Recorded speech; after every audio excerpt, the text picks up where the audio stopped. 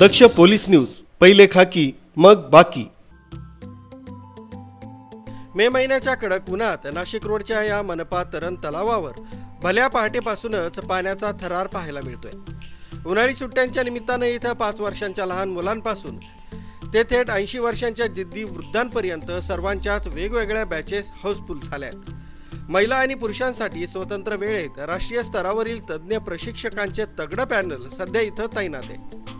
पण हे केवळ मनोरंजनाचं शिबिर नाही, तर थेट व्यावसायिक खेळाडू घडवण्याची बॅटल ग्राउंड आहे। या तरण तलावाच्या माध्यमातून अचूक तंत्र शिकून नाशिकच्या अनेक जलतरुण पटूंनी यापूर्वी राष्ट्रीय स्पर्धांमध्ये सुवर्ण पदके पोहून आणली आहेत। नेमका हाच सुवर्ण इतिहास डोळ्यासमोर ठेवून आगामी राष्ट्रीय स्पर्धांसाठी नाशिकचे नवे वॉटर चॅम्पियन्स तयार करण्याचं कडक आणि शास्त्रशुद्ध मिशन सध्या इथं अंतिम टप्प्यात आलंय। याविषयी जलतरण तलावाच्या व्यवस्थापिका माया जगताप यांनी अधिक माहिती दिली।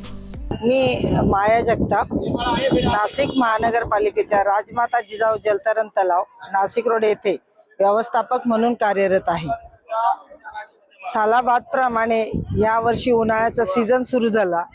पाणी टंचाईमुळे 17 एप्रिल पर्यंत आपला स्विमिंग पूल बंद होता, परंतु 17 एप्रिल नंतर आपला स्विमिंग पूल चालू झालाय आणि आतापर्यंत आजची 22 मे तारीख आहे। आतापर्यंत आपला 45 लाख रुपयाचा वसूल झालेला आहे। दिवसेंदिवस आपल्या पूलवरती सभासदांची संख्या वाढत चाललेली आहे। चांगल्यात चांगल्या आपण सुविधा देण्याचा प्रयत्न करतो। मुलांचे उन्हाळी प्रशिक्षण शिबिर आपण घेत असतो। नेहमीप्रमाणे ह्याही वर्षी आपले प्रशिक्षण शिबिर पण चालू आहे आणि त्याच्यातून आपल्याला चांगल्या प्रकारे उत्पन्नही मिळतंय। तसंच महिलांचाही खूप मोठ्या प्रमाणात प्रतिसाद आपल्याला मिळतोय।